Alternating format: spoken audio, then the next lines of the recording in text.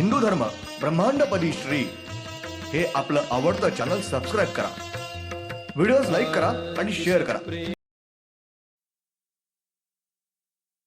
ब्रह्मांडपदी श्री सप्तशक्ती महाग्रंथ, श्री हिंदू धर्म ग्रंथ, मूळ 12 ज्योतिर्लिंग प्रसन्न 29/6/96 शनिवार पौर्णिमा या दिवशी माहिती आलेली आहे आपल्याला. पान नंबर किती? 438. श्री 8 नंबर काळ राक्षस यांना मनापासून असे वाटत असते, बालक जेव्हा जन्माला येत असते तेव्हा तो निष्पाप, कोरे, करकरीत, स्वच्छ असे जन्माला येत असते. म्हणजे कुठले बालक जेव्हा जन्माला येतं तेव्हा स्वच्छ असतं, निरागस असतं बघा एकदम. म्हणजे त्याला पाप पुण्य काय हिशोब नसतो. मग ते निरागस जन्माला येतं. मग तेच बालक जेव्हा मरतं, त्याचा मृत्यू जेव्हा असतो तेव्हा या शक्तींना काय वाटतं 8 नंबरला, जसा तो जन्माला येताना निष्पाप स्वच्छ असतो ना, तसंच मरताना पण स्वच्छ करकरीत होऊन मरावा, हा त्यांचा हेतू असतो. म्हणून त्याला नाही का म्हातारपणी त्रास देऊन ते हे करत असतात, त्याचं कर्म स्वच्छ करण्याचा प्रयत्न करतात. तेव्हा ते निष्पाप, कोरे, करकरीत, स्वच्छ असे जन्माला येत असते ते बालक. त्याचप्रमाणे ते बालक त्याच्या मृत्यूसमयी असे स्वच्छ, कोरे, करकरीत होऊन त्याचा मृत्यू व्हावा. म्हणजे जन्माला येताना जसा स्वच्छ येत असाच मरताना पण स्वच्छ व्हावा, असं या शक्तींना वाटत असतं. त्याच्याकडून जेवढे गुन्हे पाप घडलेले आहे ते सर्व पाप त्याच्या म्हातारपणी धुतले जावे व त्याला पुढचा जन्म पुन्हा स्वच्छ, कोरा, करकरीत होऊन मिळावा. म्हणजे म्हातारपणी त्याला जो त्रास देतात ते कशासाठी, की त्याने जे काय मधल्या काळात तरुणपणी जे काय पाप केलंय ते सगळं स्वच्छ व्हावा आणि मरताना स्वच्छ, करकरीत असा मारावा. मग त्याच्या मृत्यूनंतर जेव्हा पुढचा जन्म येईल तेव्हा तो परत स्वच्छ, करकरीत असा निष्पाप असा जन्माला यावा, हा त्यांचा चांगला हेतू असतो. त्यासाठी ते त्या म्हातारपणी त्रास देतात. यासाठी श्री 8 नंबर काळ राक्षस हे त्या बालकाच्या बालपणी जसा सांभाळ करतात त्याचप्रमाणे त्या बालकाचा त्याच्या म्हातारपणी देखील सांभाळच करीत असतात. म्हणजे त्याचं वाईट कर्म जे फेडून घेतात ते त्याचा एक प्रकारे सांभाळच करून त्याला ते स्वच्छ करण्याचा प्रयत्न करतात. बालक हा त्याचे आयुष्य पूर्णपणे जगत असतो व म्हातारपणी त्याला अतिशय त्रास भोगावा लागतो. परंतु त्या बालकाचे पूर्णपणे वाईट चुकीचे कर्म पूर्ण धुतल्या जात नाही. म्हणजे त्याचं किती त्याला म्हातारपणी त्रास देऊन ते स्वच्छ करण्याचा प्रयत्न केला तरी त्या बालकाचं म्हणजे त्या म्हाताऱ्याचं पूर्णपणे पाप, वाईट कर्म धुतल्या जात नाहीत. हे काहीतरी शिल्लक राहतच. तो बालक पूर्णपणे स्वच्छ होत नाही, परंतु त्या बालकाचे जेवढे पाप धुता येईल, त्याला स्वच्छ करता येईल, त्याचा प्रयत्न श्री 8 नंबर काळ राक्षस हे करीत असतात. जेवढं काय त्याचं वाईट कर्म धुता येईल, त्याला स्वच्छ करता येईल तेवढे ते प्रयत्न करतात म्हातारपणी त्याच्या. परंतु त्या बालकाचे पूर्ण पाप धुतल्या जात नाही. त्या बालकाचा त्याच्या मृत्यू समयी बरेचसे पाप हे शिल्लकच राहिलेले असते. तो म्हातारा मरतो नाही का, मृत्यू पावतो, तरी त्याचं काय सर्व पाप धुतल्या जात नाही. बरचसं पाप त्याचं शिल्लकच राहतं. वाईट कर्म हे शिल्लकच राहतं त्या म्हाताऱ्याचं. म्हणजे स्वच्छ होऊन कोण मरतच नाही. ब्रह्मांडामधील बालक जेव्हा म्हातारा होऊन आयुष्य संपल्यानंतर मृत्यू पावतो नाही का, जेव्हा म्हातारा होऊन आयुष्य पूर्णपणे संपून जेव्हा मृत्यू पावतो तेव्हा त्या बालकाचा प्राण, जीव हा श्री पाताळ नरक येथे जात असतो. मग त्याचा जेव्हा मृत्यू होतो म्हातारपणी, तेव्हा त्या बालकाचा जीव हा कुठं कुठं जातो? पाताळात जातो. नरक आहे ना पाताळ, तेथे जातो. व तेथे त्या जीवाला केलेले सर्व पाप फेडावे लागत असते. म्हणजे जे काही शिल्लक राहिलेलं आहे त्याचं पाप, ते पाताळात जाऊन त्याला ते फेडावं लागतं ते पाप. अतिशय त्रास, प्रायश्चित त्या जीवाला भोगावे लागते. म्हणजे पाताळात गेल्यावर त्याला अतिशय त्रास, प्रायश्चित असं एक प्रकारची शिक्षा त्याला ती भोगावी लागते.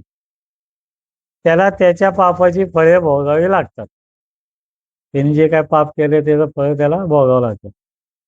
त्याचा जीव पुन्हा स्वच्छ, कोरा, करकरीत होतो. म्हणजे म्हातारपणी इथं फेडून घेतात, जे शिल्लक राहील ते तिथं पाताळात म्हणजे नरक तिथं ते फेडून घेतात. त्याला स्वच्छ, करकरीत असा करतात त्या जीवाला. बालक हा मृत्यू पावल्यानंतर त्याचा जीव हा पाताळात पाप फेडण्यासाठी जातो. त्याचा जीव जो आहे तो पाताळात जातो पाप फेडण्यासाठी.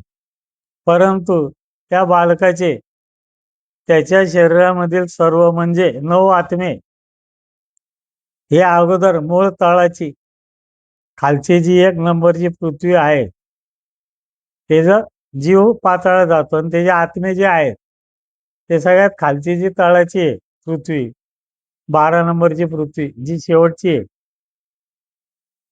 त्या पृथ्वीवरती म्हणजे मानव निर्मितीचा कारखाना आहे त्या पृथ्वीवर.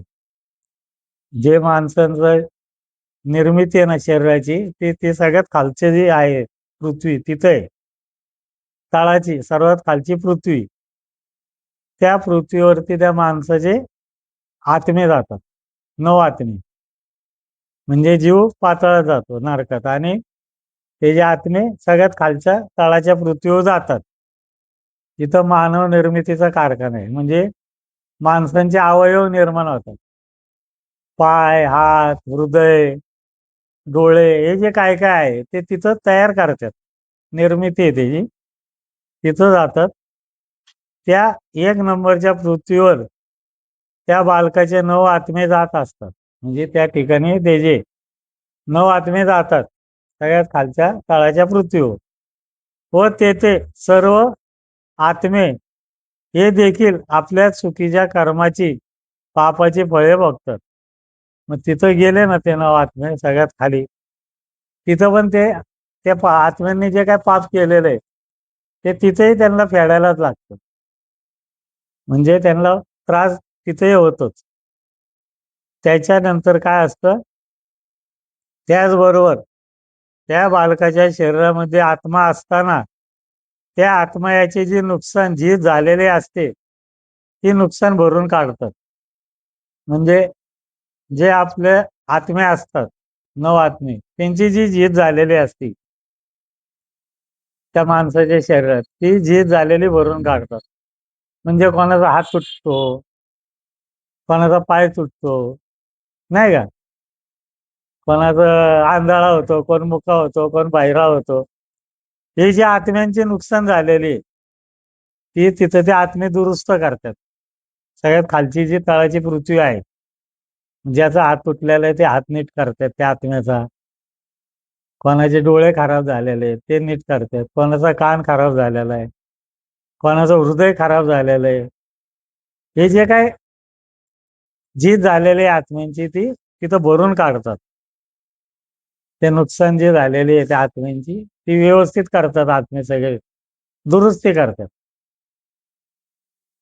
आत्म्याला जे काही व्यंग आलेले असेल नाही का, लंगडा पांगळा लुळा काय झालेला असेल त्याची दुरुस्ती व देखभाल होऊन त्याची व्यवस्थित दुरुस्ती करतात, देखभाल करतात, सर्व्हिसिंग. तुमच्या गाडीला कशी सर्व्हिसिंग करतात तशी त्या आत्म्याची सर्व्हिसिंग होऊन त्यानंतर पुन्हा सर्व 9 आत्मे हे देखील श्री पाताळ म्हणजे नरक येथे आपल्या चुकीच्या कर्माची, पापाचे फळे भोगण्यासाठी, पाप फेडण्यासाठी जात असतात. मग ती सगळी दुरुस्ती झाली की मग परत ते 9 आत्मे पाताळात जातात. जे काय काय पाप केलेलं आहे ते परत तिथं जाऊन फेडतात. नाही का? त्याचं प्रायश्चित बघतात. जे काय केलेलं असेल त्यांनी जे पाप फेडण्यासाठी तिथं जातात. हां. त्यांना तिथं जावंच लागतं. म्हणजे अगोदर तळाच्या पृथ्वीवर जातात, त्यानंतर पाताळात जातात. पण त्यांना ते जावंच लागतं तिथं. बालक हा म्हातारपणी त्याचे आयुष्य पूर्ण भोगून मृत्यू पावल्यानंतर त्या बालकाचे मोकळे मृत शरीर आपण नष्ट करीत असतो. म्हणजे नाही का, तो बालक म्हणजे तो म्हातारा मेला, की त्याचा जीव पाताळात जातो, त्याचे आत्मे खाली तळाच्या पृथ्वीला जातात, त्याचं मोकळं शरीर राहतं. ते पण एक पंचमहाभूतच आहे मोकळं शरीर. मग ते आपण नष्ट करतो, म्हणजे जाळतो किंवा जमिनीत पुरतो, जे काय असेल आपल्यात विधी तो आपण करतो त्या मोकळ्या शरीराचं. त्या शरीरास अग्नी दिला जातो, जे काय असेल ते आपल्याकडं, किंवा इतर विधी केला जातो. त्या बालकाचा जीव श्री पाताळ येथे जातो. तेथे त्याला त्याचे केलेले पाप फेडावे लागते. जीवाला ते फेडायला लागतं. त्याचं शरीर जाळून टाकतात. जीव पाताळात जाऊन पाप फेडतो. त्याची फळे भोगावी लागतात त्या जीवाला. तसेच त्याचे 9 आत्मे हे अगोदर मूळ तळाची 1 नंबर पृथ्वी येथे जातात. त्या आत्माचा इलाज देखभाल होऊन, म्हणजे जे काही दुरुस्ती असेल ते होऊन, तेथे ते चुकीच्या कर्माची फळे भोगतात व तेथून लगेचच ते देखील श्री पाताळ येथे जातात. म्हणजे ते तळाच्या पृथ्वीवरून त्याची दुरुस्ती झाली की परत ते त्याचं प्रायश्चित तिथं भोगतात आणि मग परत पाताळात जातात. व त्या सर्व 9 आत्मे यांना अतिशय त्रास भोगून आपले पाप फेडावे लागत असते. मग तिथं गेल्यावर परत पाताळात त्या आत्म्यांना त्यांचा त्रास भोगावा लागतो, पाप फेडावं लागतं, प्रायश्चित भोगावं लागतं. अशा प्रकाराने त्या बालकाचा जीव व 9 आत्मे हे पुन्हा स्वच्छ होत असतात. या प्रकाराने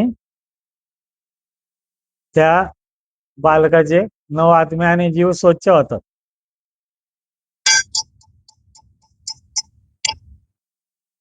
9 आत्मे आणि एक जीव परत स्वच्छ होतो. त्यांना श्री पाताळ येथे जाऊन प्रायश्चित भोगून स्वच्छ व्हावे लागतच असतं. म्हणजे आत्म्यांना पण आणि जीवाला पण पाताळात जाऊन त्यांना प्रायश्चित भोगून त्यांना स्वच्छ व्हावंच लागतं. त्याशिवाय त्यांना दुसऱ्या जन्माला जाता येत नाही. ब्रह्मांडामधील असा कोणताही बालक, कोणताही जीव हा त्याच्या म्हातारपणी पूर्णपणे स्वच्छ, कोरा, करकरीत होऊन मृत्यू पावत नाही. म्हणजे ब्रह्मांडातला कोणताच बालक म्हणजे तो म्हातारा कधीच स्वच्छ होऊन पूर्ण करकरीत होऊन मरत नाही. मरताना त्याचं पाप त्याच्याबरोबर शिल्लक राहतच. थोडं तरी. ते काय पूर्ण पाप फेडून तो जात नाही. ते मरताना त्याचं पाप त्याच्याबरोबर शिल्लक राहतच. किती पुण्यवान असून द्या आणि काही असून द्या, मरताना त्याचं ते शिल्लक राहतं. 1 तारखेला माहिती झाली नाही, 2 तारखेला माहिती आली बघू. 2/7/96 मंगळवार. हा, ब्रह्मांडामधील प्रत्येक बालक हा त्याच्या म्हातारपणी त्याचे पूर्ण आयुष्य भोगून मृत्यू पावल्यानंतर त्याचा जीव हा श्री पाताळ येथे येतो व त्यानंतर थोड्याच काळात मागवून त्या जीवाचे 9 आत्मे हे सर्व श्री पाताळ येथे येतात. म्हणजे अगोदर जीव जातो, नंतर आत्मे पाठीमागून येतात. तेथे त्यांच्याकडून जेवढे काही पाप फेडून घ्यायचं राहिलं आहे, जे काही पाप फेडायचं राहिलं असेल ते सर्व पाप हे फेडून घेतले जातात. म्हणजे अगोदर त्यांचं पाप फेडतात, तरी पण जर काही शिल्लक राहिलेलं असेल तर ते परत ते सगळं फेडून घेतात. सर्व पाप धुतल्यानंतर तेथील सर्व क्रिया म्हणजे तिथला विधी पूर्ण झाल्यानंतर तो जीव जेव्हा नवीन जन्म घेत असतो, तो जीव नाही का सगळं पाप फेडून झालं की मग परत नवीन जन्म घेतो. नवीन जन्म घेतो तो जीव. तेव्हा त्या जीवाचे पूर्वीचे 9 आत्मे हे त्याच्या बरोबर त्याच्या शरीरात नसतात. म्हणजे तेव्हा त्या बालकाने नवीन जीव म्हणजे नवीन जन्म घेतला नाही का, तेव्हा ते जुनेच आत्मे त्याच्याबरोबर नसतात. फक्त जीव जुना असतो मागचाच. फक्त आत्मे त्याचे ते नसतात परत. मागच्या जन्मात जे तुझे आत्मे आहेत ते परत पुढच्या जन्मात तुझ्या बरोबर येणार नाही. फक्त जीव हा जुनाच आहे. जर जुने आत्मे परत आले तर त्याला मागच्या जन्माचं सगळं आठवतं. त्याचे आई कोण आहे, बाप कोण आहे, भाऊ कोण आहे, मित्र कोण आहे, बायको कोण आहे, मुलं कोण आहेत, ते आत्म्यांना सगळं आठवतं. म्हणून ते जुने आत्मे येत नाहीत त्याच्याबरोबर. जेव्हा नवीन जन्म मिळतो तेव्हा जीव हा जुनाच पूर्वीचा जीव असतो. परंतु आत्मे हे पूर्णपणे नवीन वेगळे असतात. सगळे नवीन आत्मे येतात. पूर्वीचा जीव व पूर्वीचेच आत्मे हे पुन्हा केव्हाही एकत्रित जन्म घेत नाहीत. म्हणजे पूर्वीचं जीवन पूर्वीचे आत्मे कधीच एकत्र जन्माला येत नाहीत. वेगळा जीव म्हणजे जीव जुना आणि आत्मे सगळे वेगळे येतात. नवीन आत्मे येतात. जुने आत्मे नसतात त्याबरोबर. जीव जुनाच आहे पण शरीरातले 9 आत्मे वेगळे आहेत. श्री 9 नंबर काळ राक्षस हे पुरुष मानव म्हणजे हे 8 नंबरचं पूर्ण झालेलं आहे. आता 9 नंबर काळ राक्षस. श्री 9 नंबर काळ राक्षस हे पुरुष मानव नपुंसक शरीर आहे. म्हणजे 9 नंबरचा जे काळ राक्षस आहे ते पुरुष मानव आहे पण नपुंसक आहेत. त्यांना कमरेपासून वरचा शरीराचा भाग हा पुरुष मानव शरीर आहे. कमरेपासून वरती पुरुष शरीर आहे त्यांचं. त्यांच्या कमरेपासून खालचं शरीर भाग हे स्त्री शरीर आहे. कमरेच्या खालचं शरीर स्त्रीचं शरीर आहे. कमरेच्या वरतून पुरुषाचं आहे, कमरेच्या खालून स्त्रीचं शरीर आहे. त्यांना शरीराच्या वर एकच चेहरा असून अर्धा चेहरा पुरुष व अर्धा चेहरा भाग स्त्री चेहरा आहे. म्हणजे चेहरा एक. अर्धा चेहरा पुरुषाचा आहे, अर्धा चेहरा स्त्रीचा आहे. शरीर वरचं शरीर पुरुषाचं, खाली स्त्रीचं. अर्धा चेहरा पुरुषाचा, अर्धा चेहरा स्त्रीचा असं आहे. त्यांच्या उजव्या बाजूचा चेहरा हा पुरुष चेहरा आहे व डाव्या बाजूचा अर्धा चेहरा हा स्त्री मानव चेहरा आहे. म्हणजे अर्धा चेहरा पुरुषाचा आहे, अर्धा चेहरा स्त्रीचा आहे. थोडक्यात श्री अर्धनारी नटेश्वर यांचा सारखा चेहरा आहे. म्हणजे अर्धनारी नटेश्वर कसे आहेत त्यांच्यासारखा त्यांचा चेहरा आहे. त्यांच्या चेहऱ्यावरील नाक हे गरुड पक्षीच्या चोचीसारखे नसून त्यांचे नाक हे आपल्यासारखेच आहे. त्यांचं चेहऱ्यावरचं जे नाक आहे ते गरुड पक्षीच्या चोचीसारखं नसून आपल्यासारखंच नाक आहे. आपल्याला कसं नाक आहे तसं. व त्यांचा चेहरा हा देखील आपल्यासारखाच म्हणजे स्त्री व पुरुष यांच्यासारखाच दिसत आहे. नाक पण आपल्यासारखं आहे, चेहरा पण आपल्यासारखाच आहे. स्त्री आणि पुरुष जसे आहेत तसाच चेहरा आहे. नाक चेहऱ्यामध्ये काही फरक नाही आहे, असंच आहे सगळं आपल्यासारखं. श्री 9 नंबर काळ राक्षस यांना आपल्यासारखेच 2 हात व 2 पाय आहेत. त्यांना 9 नंबर काळ राक्षस जे आहे त्यांना आपल्यासारखेच 2 हात आहेत, 2 पाय आहेत. त्यांच्या उजव्या हाताच्या तळव्याला 6 बोटे आहेत. उजव्या हाताचा जो तळवा आहे त्यांना एक बोट जास्त आहे, 6 बोटे आहेत. त्यांना एक बोट म्हणजे एक करंगळी जास्त आहे, एक बोट जास्त आहे. व त्यांच्या डाव्या हाताच्या तळव्याला आपल्यासारखी 5च बोटे आहेत. डाव्या हाताच्या तळव्याला आपल्यासारखी 5 बोटं आहेत. फक्त उजव्या हाताला 6 बोटं आहेत. त्यांच्या दोन्ही पायाच्या तळव्यांना आपल्यासारखे 5-5 बोटे आहेत. दोन्ही पायाच्या तळव्यांना आपल्यासारखी 5-5 बोटे आहेत. त्यांना मारुती यांना असते तशी पाठीमागे शेपटी आहे. मारुतीला कशी शेपटी आहे तशी यांना शेपटी आहे. त्यांच्या पाठीवर गरुड पक्षी यांना असतात तसे 2 मोठे पंख आहेत. पाठीवर गरुड पक्षासारखे 2 पंख आहेत मोठे. ते आपल्या पंखाचा उडण्यासाठी वापर करतात. म्हणजे त्यांना इकडे तिकडे जायला ते पंखाचा वापर करतात. उडत जातात इकडे तिकडे. पक्षी कसे उडत जातात तसं. श्री 9 नंबर काळ राक्षस यांना त्यांच्या डोक्याच्या वर बैलाला असतात तसेच 2 मोठे शिंग आहेत. त्यांच्या डोक्यावर मात्र बैलाला कसे उभे 2 शिंग असतात तसे त्यांच्या डोक्याच्या वर 2 शिंग आहेत. व त्यांच्या डोक्यावरील शेंडीच्या जाग्यावर एक मोठे उभे शिंग आहे. आणि शेंडी जी असते ना आपली, त्या शेंडीच्या जाग्यावर एक उभा मोठा शिंग आहे. म्हणजे पुढे 2 शिंग आहेत आणि मागे 1 शिंग आहे. त्यांचे दोन्ही कान हे बैलाला असतात तसे त्यांना बैलासारखे 2 मोठे कान आहेत.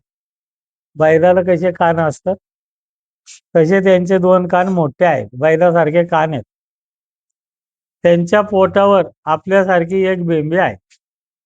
त्यांच्या पोटावर आपल्यासारखी एक बेंबी आहे. श्री दिव्यत्व शक्ती यांनी त्यांना संपूर्ण शरीराला जन्मताच कवच दिलेले आहे. म्हणजे कर्णाला कसं कवच आहे तसं यांच्या संपूर्ण शरीराला जन्मतानेच कवच दिलेलं आहे दिव्यत्व शक्ती. कवच तेजलला म्हणावं आम्ही येतो. श्री दिव्यत्व शक्ती यांनी त्यांना वाहन दिलेले नसून ते ब्रह्मांडामध्ये कोठेही उडत जातात. दिव्यत्व शक्तीने त्यांना काय वाहन दिलेलं नाही. ते पंखाच्या सहाय्याने कुठेही उडत जातात. त्यांना काय वाहन नाही. श्री 9 नंबर काळ राक्षस यांना काहीही कार्य दिलेले नाही. दिव्यत्व शक्तीने काय केलं त्यांना काही कार्यच दिलेले नाही. 9 नंबर काळ राक्षस जे आहेत त्यांना काही कार्य नाही. ते फक्त संपूर्ण ब्रह्मांडामधील प्रत्येक जीव, प्रत्येक स्त्री व पुरुष, नर व मादी यांच्या शरीरामध्ये प्रवेश करून, म्हणजे स्त्री आणि पुरुष जे असतात त्यांच्या शरीरात प्रवेश करतात आणि त्यांच्यात वासना, काम वासना उत्पन्न करतात. म्हणजे कुठलीही स्त्री, कुठले पुरुष, प्रत्येक स्त्री पुरुषाच्या शरीरात वासना, काम वासना अशी निर्माण करतात. नैसर्गिक विधी काम, क्रोध व मनामध्ये स्वार्थ, म्हणजे त्या स्त्री पुरुषांच्या नैसर्गिक विधी, काम, क्रोध, मनामध्ये स्वार्थ, तसेच राग, चीड, नाही का, एखाद्याला राग येतो, चीड येते, सर्व प्रकारचा स्वार्थ निर्माण करतात.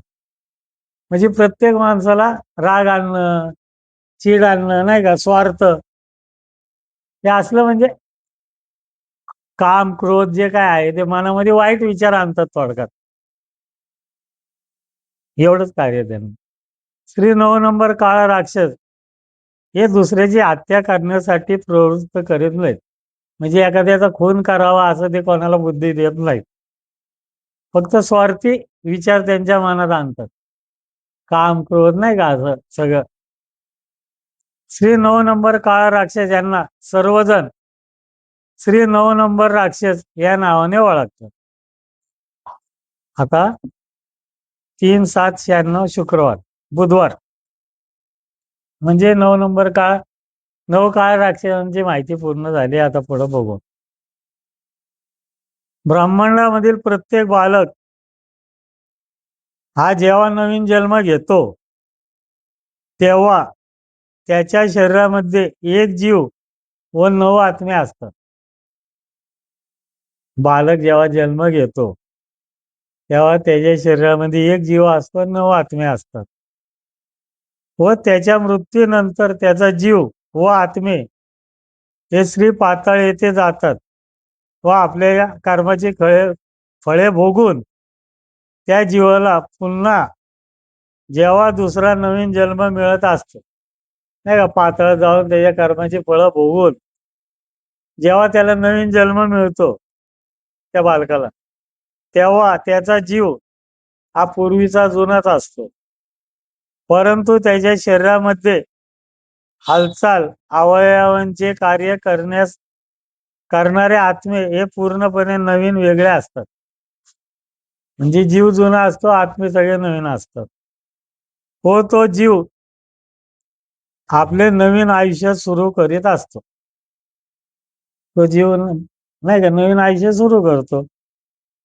परंतु जर त्या बालकाचे म्हणजेच त्याचा जीव हा एकच असतो व त्याला जर त्याच्या नवीन शरीरास पूर्वीचेच 9 आत्मे मिळाले, चुकून जर त्याला परत ते जुनेच 9 मिळाले त्याला, त्या जीवाला, तर त्या बालकाचा तो पुनर्जन्म ठरत असतो. म्हणजे नवीन जन्म, परत परत जन्म, नाही का, पुनर्जन्म हा ठरत असतो. त्या नवीन आयुष्यामध्ये त्या जीवास, त्या बालकास पूर्वीचा मागील जन्माच्या सर्व घडामोडी, नातेवाईक, आई वडील, मित्र, बायको, नवरा वगैरे सर्व घडामोडी पूर्ण आठवत असतात. त्याचा जर पूर्वजन्म झाला परत, नाही का, पुनर्जन्म, तर त्याला मागचं सगळं आठवतं. त्याची आई वडील, बाप बहीण, भाऊ बहीण, मुलं बायका सगळं आठवतात. त्याच त्यांची पूर्ण ओळख राहते. म्हणजे त्यांना आठवते. म्हणूनच त्या बालकास नवीन जन्म मिळते वेळी त्याचा जीव हा जुनाच असतो, परंतु आत्मे हे पूर्णपणे नवीन वेगवेगळे असतात. त्याच्यासाठी जीव तोच असतो, पण आत्मे वेगवेगळे नवीन दिलेले असतात. म्हणजे तेच पण आत्मे नसतात, वेगवेगळे आत्मे देतात. प्रत्येक जीवाला वेगवेगळे नवीन आत्मे देतात. ब्रह्मांडामध्ये लाखामध्येच क्वचितच एखादी चुकून घटना म्हणजे पुनर्जन्म हा घडत असतो. क्वचित लाखामध्ये, 10 लाखामध्ये एखादी घटना घडते की ते परत पुनर्जन्म होतो, पण क्वचित होत नाही तसं. श्री नवकाळ राक्षस हे सर्वजण एकत्रित आले व त्या सर्वांची मिळून एक शक्ती निर्माण झालेली आहे. त्याच्यानंतर हे नवकाळ राक्षस जे आहेत ते सगळेजण एकत्र आले. परत सगळे एकत्र येऊन त्यांची एकच शक्ती झाली. म्हणजे हे 9 जण आले, त्यांनी ज्योतीचं रूप घेतलं आणि एक ज्योत निर्माण झाली त्या 9 जणांची. म्हणजे 9 जण एकत्र येऊन एक शक्ती निर्माण झाली. श्री दिव्यत्व शक्ती व श्री मायावी शक्ती या दोन्ही शक्तींच्या मधून एक एक नवीन शक्ती निर्माण झाली. म्हणजे दिव्यत्व शक्ती आणि मायावी शक्ती या दोन्ही शक्तीमधून एक एक नवीन शक्ती निर्माण झाली. म्हणजे दिव्यत्व शक्तीमधून एक नवीन शक्ती निर्माण झाली, मायावी शक्तीमधून एक नवीन शक्ती निर्माण झाली व त्या दोन्ही नवीन ज्योती या पुन्हा एकमेकांमध्ये विलीन होऊन त्यांची एक ज्योत झाली. मग त्या दोन्ही शक्ती, त्या दोन्ही ज्योती परत एक झाल्या आणि त्यांची परत एक शक्ती निर्माण झाली. येते ना लक्षात? हा. व त्या एका ज्योतीपासून पुन्हा 9 ज्योती म्हणजे स्त्री 9 काळ राक्षस हे निर्माण झालेले आहेत. मग त्या पुन्हा एका ज्योतीपासून परत 9 ज्योती निर्माण झाल्या आणि त्या 9 ज्योती म्हणजे 9 काळ राक्षस निर्माण झाले. म्हणजे 9 ज्योतींपासून 9 काळ राक्षस निर्माण झाले. श्री 9 काळ राक्षस या प्रत्येकांनी पुन्हा ज्योतीचे रूप धारण केले. म्हणजे 9 काळ राक्षसांनी पुन्हा प्रत्येकाने ज्योतीचं रूप धारण केलं व सर्व 9 ज्योती या पुन्हा एकत्रित होऊन त्या सर्वांची मिळून परत एक ज्योत झाली. मग या 9 ज्योती परत एक झाल्या आणि परत त्यांच्यापासून एक वेगळी ज्योत निर्माण झाली व ती ज्योत आपला म्हणजेच मूळ चंद्र या चंद्राच्या वर येऊन त्या ज्योतीने पहिले रूप म्हणजे मग ती ज्योत तिथून निघली आणि मग आपल्या चंद्राच्या वर गेली, आपल्या चंद्राच्या वर. आणि त्या ज्योतीने मग परत रूप धारण केलं आपलं. त्याचं जे काय रूप आहे ते रूप धारण केलं. श्री पहिला काळ राक्षस हे रूप धारण केलं. चंद्राच्या वर गेले ती ज्योत आणि परत तिने काय केलं, पहिला काळ राक्षस हे रूप धारण केलं त्या ज्योतीने. व श्री पहिला काळ राक्षस हे तेथे ध्यानस्थ बसून राहील. आणि मग ती ज्योत चंद्रावर गेली, त्यांनी परत पहिला काळ राक्षस हे रूप धारण केलं आणि ते तिथे चंद्रावर ध्यानस्थ बसून राहिले. श्री दिव्यत्व शक्ती व श्री मायावी शक्ती, श्री दिव्यत्व शक्ती आणि मायावी शक्ती या दोन्ही शक्ती त्यानंतर पुन्हा एकत्रित आल्या. त्यानंतर या दोन्ही शक्ती परत एक झाल्या. मायावी शक्ती आणि दिव्यत्व शक्ती एक झाल्या. व श्री दिव्यत्व नव शक्ती या देखील पुन्हा एकत्रित आल्या. दिव्यत्व शक्तीच्या ज्या नऊ शक्ती होत्या त्या परत एकत्र आल्या. म्हणजे दिव्यत्व शक्ती मायावी शक्ती एक झाली आणि दिव्यत्व शक्तीच्या नऊ ज्या शक्ती होत्या त्या परत एक झाल्या. व त्या नऊ शक्ती या एकमेकांमध्ये विलीन होऊन त्या सर्व नऊ शक्ती यांची एक शक्ती, एक ज्योत निर्माण झाली. परत मग त्या नऊ ज्योतींची परत एक ज्योत झाली आणि ती एक ज्योत निर्माण झाली. आलं ना लक्षात? लय किचविंडी आहे. श्री दिव्यत्व नऊ शक्ती या एकत्रित होऊन त्यांची एक ज्योत व श्री मायावी शक्ती यांच्यामधून एक ज्योत निर्माण झाली. व या दोन्ही ज्योती या एकमेकांमध्ये विलीन होऊन त्या एका ज्योतीमधून पुन्हा 7 नवीन ज्योती निर्माण झालेल्या आहेत. मग दिव्यत्व नऊ शक्ती यांची एक ज्योत, मायावी शक्ती यांची एक ज्योत, या दोन्ही ज्योती परत एक झाल्या आणि त्या एका ज्योतीमधून पुन्हा 7 नवीन ज्योती निर्माण झाल्या. त्या दोघांच्या एक होऊन त्याच्यातून परत 7 ज्योती निर्माण झाल्या. व त्या 7 ज्योती म्हणजे श्री परमेश्वरी शक्ती यांच्या 7 शक्ती. त्या ज्या 7 ज्योती म्हणजे श्री परमेश्वरी शक्ती यांच्या 7 शक्ती. परमेश्वरी शक्ती यांच्या 7 शक्ती म्हणजे श्री परमेश्वरी शक्ती या एकूण 7 शक्ती निर्माण झालेल्या आहेत. मग परमेश्वरी 7 शक्ती निर्माण झाल्या. त्या 7 ज्योतीपासून परमेश्वरी 7 ज्योती निर्माण झाल्या. 7 शक्ती. पाण्याची वाट ग्लास मध्ये लय असं किचविंड आहे.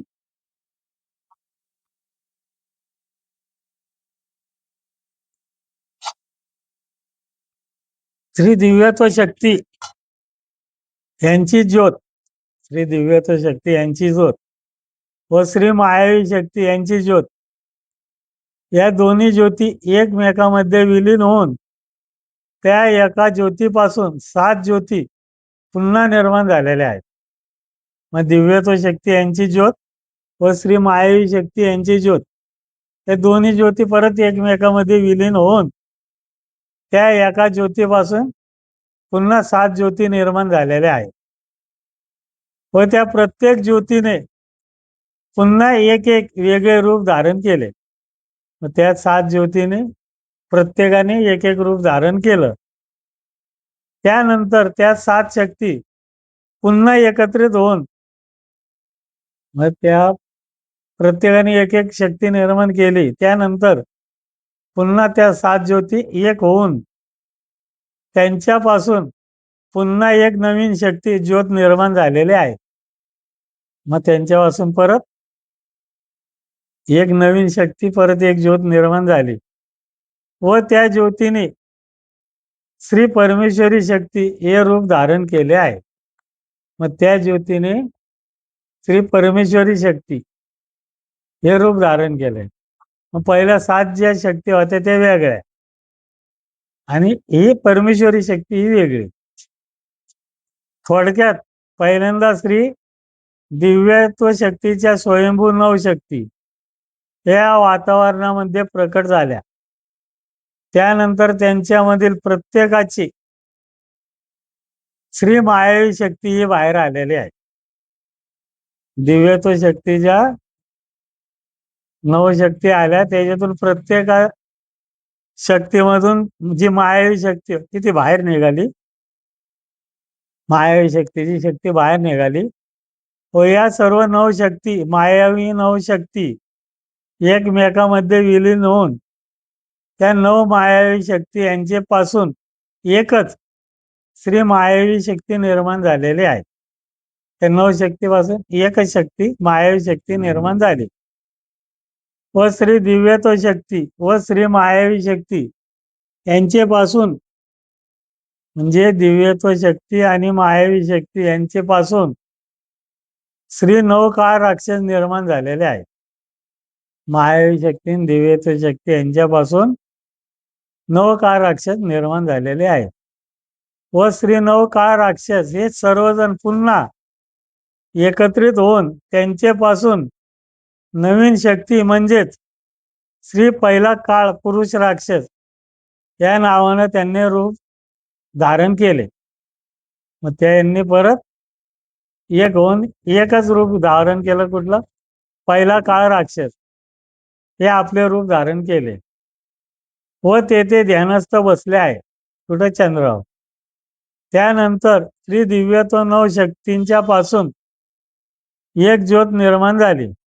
त्यानंतर दिव्यत्व शक्ती नवशक्ती जे आहेत त्यांच्यापासून एक ज्योत निर्माण झाली व श्री मायावी शक्ती यांच्या शक्तीपासून एक ज्योत निर्माण झाली.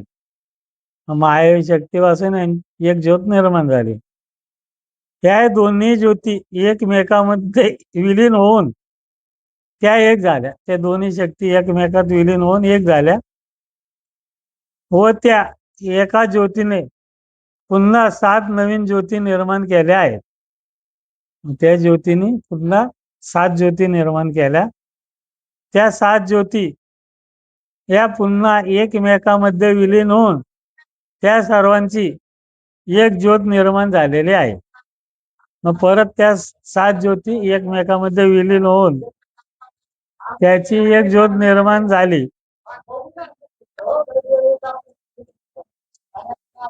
त्या एका ज्योतीने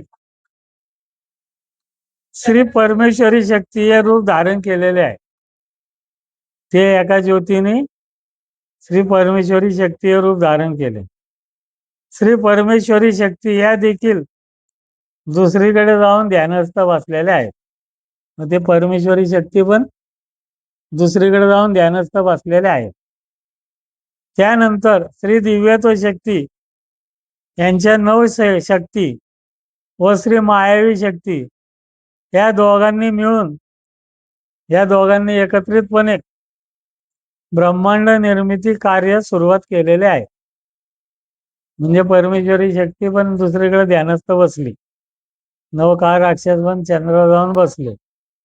त्यानंतर दिव्यत्व शक्ती आणि मायावी शक्ती या दोघांनी एकत्रित मिळून ब्रह्मांड निर्मितीचं कार्य सुरू केलेलं आहे व संपूर्ण ब्रह्मांड निर्मिती पूर्ण झाल्यानंतर श्री नवकाळ राक्षस यांच्या 9 शक्ती व श्री परमेश्वरी 7 शक्ती त्या सर्व एकमेकांमध्ये विलीन होऊन एकत्रित एक झालेल्या आहेत. म्हणजे ब्रह्मांड निर्मिती पूर्ण झाल्यानंतर नवकाळ राक्षस यांच्या 9 शक्ती आणि परमेश्वरी 7 शक्ती त्या सर्व एकमेकांमध्ये विलीन होऊन त्यांची एकच शक्ती निर्माण झालेली आहे. येते का लक्षात? तुमच्या येते का लक्षात? तुझ्या नुसतं हा म्हण, कोणाच्या लक्षात आलेलं नाही. ते किती असं असं असं असं असं आहे ते, म्हणजे नीट समजून घ्यायला पाहिजे. त्याच्या 7 शक्ती, त्याच्या 9 शक्ती. ठीक आहे. श्री नवकाळ राक्षस या 9 शक्ती, नवकाळ राक्षस या 9 शक्ती व श्री परमेश्वरी शक्ती यांच्या एकूण 7 शक्ती. म्हणजे 9 काळ राक्षस यांच्या 9 शक्ती आणि परमेश्वरी शक्ती यांच्या 7 शक्ती.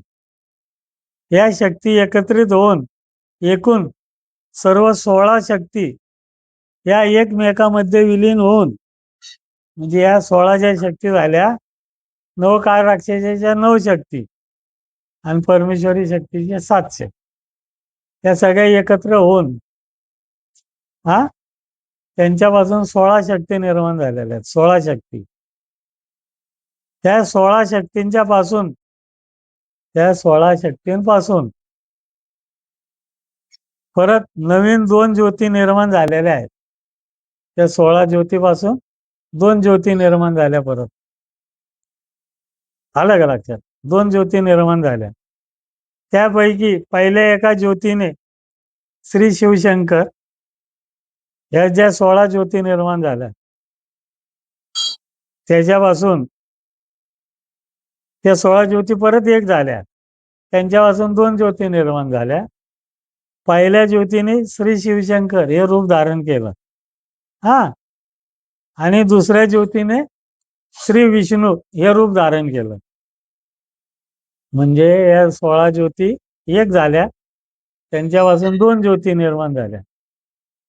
एका ज्योतीने श्री शिवशंकर हे रूप धारण केलं आणि एका ज्योतीने श्री विष्णू हे रूप धारण केलं. अशा प्रकाराने या 16 ज्योतींच्या पासून म्हणजे श्री परमेश्वरी 7 शक्ती मिळून श्री शिवशंकर यांची निर्मिती झालेली आहे. म्हणजे 16 ज्योती म्हणजे श्री 7 ज्योती आहेत. त्या 7 ज्योतीपासून परमेश्वरी शक्ती निर्माण झाली आणि त्या परमेश्वरी शक्तीपासून शिवशंकर यांची निर्मिती झाली. व श्री मायावी शक्ती यांच्यापासून श्री विष्णू यांची निर्मिती झाली. म्हणजे मायावी शक्ती होती, त्यांच्यापासून विष्णूची निर्मिती झाली. श्री विष्णू यांनी ब्रह्मांडामधील सर्व पृथ्वीच्या वर पशु पक्षी प्राणी वगैरे निर्मिती केलेली आहे. मग विष्णू यांनी ब्रह्मांडाच्या प्रत्येक पृथ्वीवर पशु पक्षी प्राणी सूक्ष्म जीवजंतू यांची निर्मिती केलेली आहे. ब्रह्मांडामधील सर्व जीवसृष्टीमध्ये सर्व प्रकारचे रंगढंग भरलेले आहेत. सगळ्यामध्ये रंगढंग सृष्टी नटवलेली सजवलेली आहे. संपूर्ण सृष्टी आहे ती त्यांनी नटवलेली आहे, सजवलेली आहे. म्हणजे पक्ष्यांमध्ये वेगवेगळे रंग भरल्यात, फुलांमध्ये वेगवेगळे रंग भरल्यात, स्त्रियांमध्ये वेगवेगळे नाही का रंग भरलेत. म्हणजे पुरुषांमध्ये स्वभावाचे, स्त्रियांमध्ये स्वभावाचे, असं म्हणजे संपूर्ण ब्रह्मांड त्यांनी नटवलेलं सजवलेलं आहे. संपूर्ण सगळ्या प्रकारचे रंगढंग भरून सगळ्यांना वेगवेगळे स्वभाव, वेगवेगळे रंग, माणसांच्या शरीराचे रंग ते त्यांनी दिलेले. कोण गोरा असतं, कोण काळा असतं, कोण सावळा असतं, कोण पांढरा असतं. हे सगळे विष्णूंची कार्य आहे. आपल्या पृथ्वीवरील आणि शंकराचं काय काम आहे? प्रत्येक पृथ्वीवर मानव निर्मिती करणे, माणसांमधून दैवत निर्माण करणे, हे शंकराचं काम. आपल्या पृथ्वीवरील समुद्राच्या पाण्यामधून 2 दिव्य ज्योती वर आल्यावर, आपल्या पृथ्वीवरती समुद्राच्या पाण्यामधून 2 ज्योती वर आल्यावर, 2 ज्योती वर आलत्या समुद्राच्या पाण्यात. एक ज्योत श्री शिवशंकर यांची, म्हणजे त्या एका ज्योतीपासून शिवशंकर निर्माण झाल्यात. व दुसरी ज्योत श्री विष्णू यांची निर्मिती झाली. म्हणजे एका ज्योतीपासून शिवशंकर प्रकट झाले, दुसऱ्या ज्योतीपासून विष्णू प्रकट झाले. त्यानंतर श्री शिवशंकर यांनी ब्रह्मांडामधील प्रत्येक पृथ्वीवर दैवते निर्मिती व मानव निर्मिती केलेली आहे. त्यानंतर शिवशंकरांनी प्रत्येक पृथ्वीवरती दैवते निर्माण केली आणि मानव निर्मिती केली. त्यानंतर काही कालांतराने श्री शिवशंकर यांचे मूळ दुसरे ज्योतिर्लिंग श्री अर्धनारी नटेश्वर व श्री विष्णू या दोघांनी एकमेकांमध्ये विलीन होऊन महाश्रेष्ठ श्री महागणपती हे रूप धारण केलेले आहे. मग परत काही काळ गेल्यानंतर श्री शिवशंकर यांचं दुसरं ज्योतिर्लिंग हे अर्धनारी नटेश्वर. अर्धनारी नटेश्वर आणि विष्णू या दोघांनी मिळून महागणपती हा अवतार घेतलेला आहे. त्याच्यानंतर नटराज वगैरे असे बरेच अवतार आहेत त्यांच्याने. महागणपती हे रूप धारण म्हणजे अवतार घेतलेलं आहे. श्री नवकाळ राक्षस पहिले जे महागणपती होते ते शक्तींचे होते. हे जे महागणपती आहेत ते मानवांचे. श्री नवकाळ राक्षस हे सर्वजण एकत्रित येऊन प्रत्येक श्री काळ राक्षस यांनी प्रत्येकाने ज्योतीचे रूप धारण केले. नवकाळ राक्षस हे सर्वजण एकत्र आले आणि प्रत्येकाने ज्योतीचं रूप धारण केले व त्या सर्व 9 ज्योती या एकत्रित येऊन त्या सर्व ज्योती एकमेकांमध्ये विलीन होऊन सर्व 9 ज्योती मिळून एक ज्योत निर्माण झाली. नवकाळ राक्षस हे 9 जण आले, प्रत्येकाने ज्योतीचं रूप घेतलं, मग सगळ्या 9 ज्योती एकत्रित आल्या आणि त्या 9 ज्योतीपासून एक ज्योत निर्माण झाली व ती ज्योत ही संपूर्ण अर्धे ब्रह्मांडभर सर्वत्र बराच काळपर्यंत वावरत राहील. मग ती एक ज्योत संपूर्ण मोकळं ब्रह्मांड होते ना, आता संपूर्ण ब्रह्मांडभर ती ज्योत वावरत राहिली, नवकाळ राक्षसांची ज्योत. व सर्व ब्रह्मांड निर्मिती पूर्ण झाल्यानंतर आपला मूळ चंद्र याच्यावरती ती ज्योत येऊन ध्यानस्थ बसली आहे. संपूर्ण ब्रह्मांड निर्मिती पूर्ण झाल्यानंतर ती ज्योत चंद्राच्या वर आली, आपल्या चंद्राच्या वर, आणि आपल्या चंद्राच्या वर येऊन ध्यानस्थ बसले आहे. संपूर्ण ब्रह्मांड निर्मिती पूर्ण झाल्यानंतर ती चंद्राच्या वर आली ती ज्योत आणि ध्यानस्थ बसली. श्री नवकाळ राक्षस यांच्या प्रत्येकाच्या ज्योतीने मिळून एकत्रित येऊन जी एक ज्योत निर्माण झाली त्या एकाच ज्योतीने अगोदर श्री दिव्यत्व शक्ती यांच्या मूळ 9 शक्ती आहेत, त्या प्रत्येक शक्तीला एका मागोमाग एक शक्तीला उजव्या बाजूने एक एक प्रदक्षिणा पूर्ण मारल्यानंतर त्यांनी श्री मायावी शक्ती यांना, म्हणजे नवकाळ राक्षस आहेत, त्यांच्या प्रत्येक ज्योतीने 9 ज्योती एक झाल्या आणि त्या ज्योतीने अगोदर दिव्यत्व शक्ती यांना प्रत्येक शक्तीला एका मागोमाग एक शक्तीला उजव्या बाजूने एक एक प्रदक्षिणा पूर्ण मारली. त्यानंतर त्यांनी मायावी शक्ती यांना डाव्या बाजूने, यांना उजव्या बाजूने मारले, यांना डाव्या बाजूने एक प्रदक्षिणा पूर्ण केली आहे. म्हणजे श्री दिव्यत्व शक्ती यांना उजव्या बाजूने व श्री मायावी शक्ती यांना डाव्या बाजूने एक एक प्रदक्षिणा पूर्ण केल्यानंतर ती ज्योत ब्रह्मांडामध्ये सर्वत्र बराच काळपर्यंत वावरत भ्रमण करत राहिले. दोघांना एक एक ज्योत केल्यानंतर एक एक प्रदक्षिणा मारल्यानंतर ती ज्योत संपूर्ण ब्रह्मांडात वावरत राहिली, ती एक ज्योत.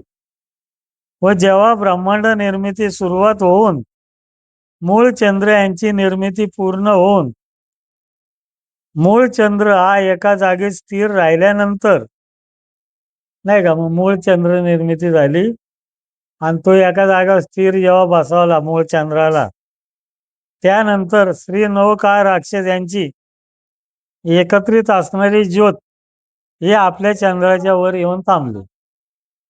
मग ते चंद्र जेव्हा स्थिर झाला एका जाग्यावर, तेव्हा ही नवकाळ राक्षसांची ज्योत त्याच्यावरती जाऊन थांबली.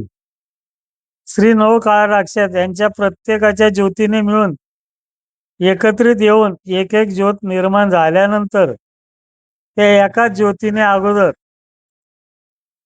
श्री दिव्यत्व शक्ती यांच्या मूळ 9 शक्ती आहेत.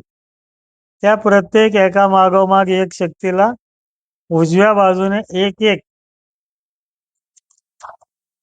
प्रदक्षिणा पूर्ण मारल्यानंतर त्यांनी श्री मायावी शक्ती यांना डाव्या बाजूने एक प्रदक्षिणा पूर्ण केली. म्हणजेच श्री दिव्यत्व शक्ती यांना उजव्या बाजूने एक प्रदक्षिणा पूर्ण केली व त्यानंतर मायावी शक्ती यांना डाव्या बाजूने एक प्रदक्षिणा पूर्ण केल्यानंतर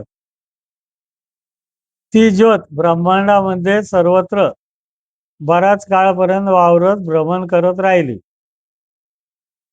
दोघांना एक एक ज्योत प्रदक्षिणा मारल्यानंतर ती संपूर्ण ब्रह्मांडात भ्रमण करत राहिली. बराच काळपर्यंत भ्रमण करत राहिले व जेव्हा ब्रह्मांड निर्मिती सुरू होऊन मूळ चंद्र यांची निर्मिती होऊन आपला चंद्र हा एका जागी स्थिर राहिल्यानंतर श्री नवकाळ राक्षस यांची एकत्रित असणारी ज्योत ही आपल्या चंद्राच्या वर येऊन थांबलेली आहे.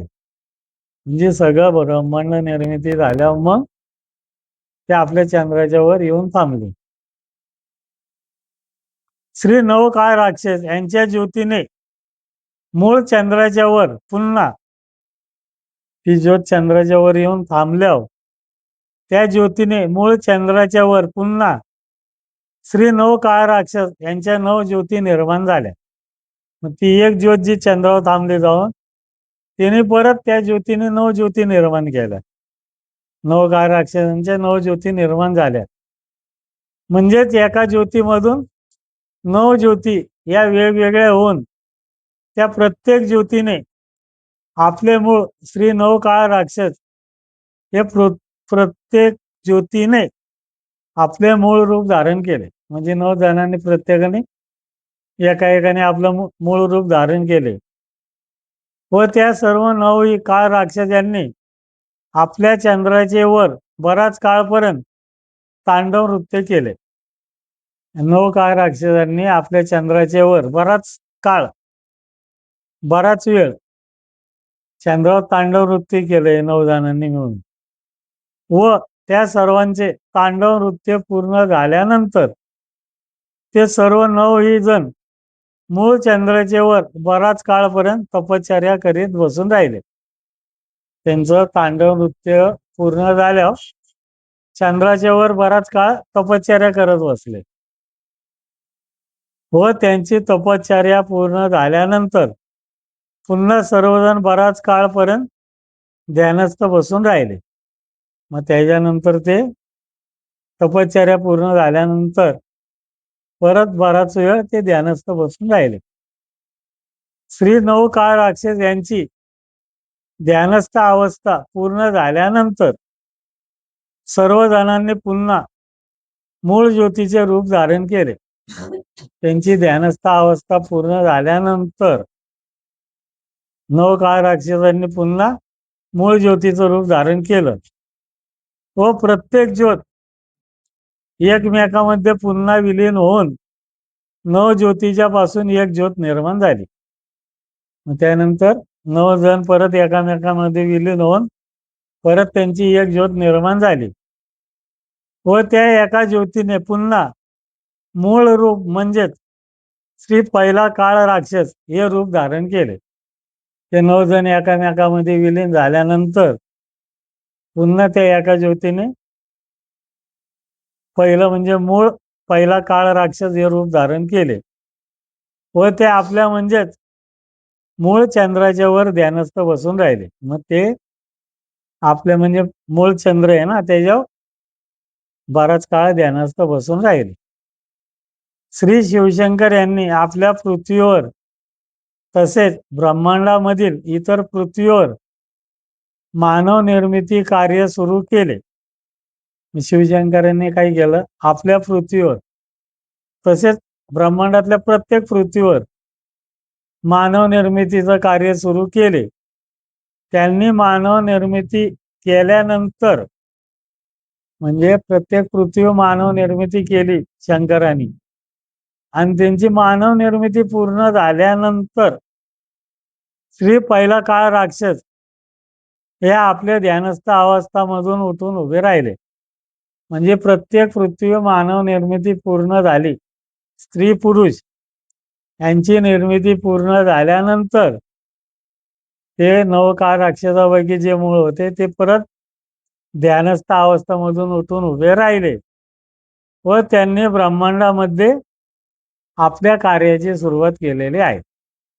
म्हणजे जेव्हा मानव निर्मिती पूर्ण झाली शिवशंकरांची प्रत्येक पृथ्वीवर स्त्री आणि पुरुष यांची जेव्हा निर्मिती पूर्ण झाली त्यानंतर नवकाळ राक्षसांचे जे होते चंद्रराव ध्यानस्थ बसलेले ते उठून उभे राहिले आणि त्या 9 जणांनी परत आपलं पृथ्वी ब्रह्मांडामध्ये आपलं कार्य सुरू केलं. नवकाळ राक्षसांनी. आता आपण थांबू.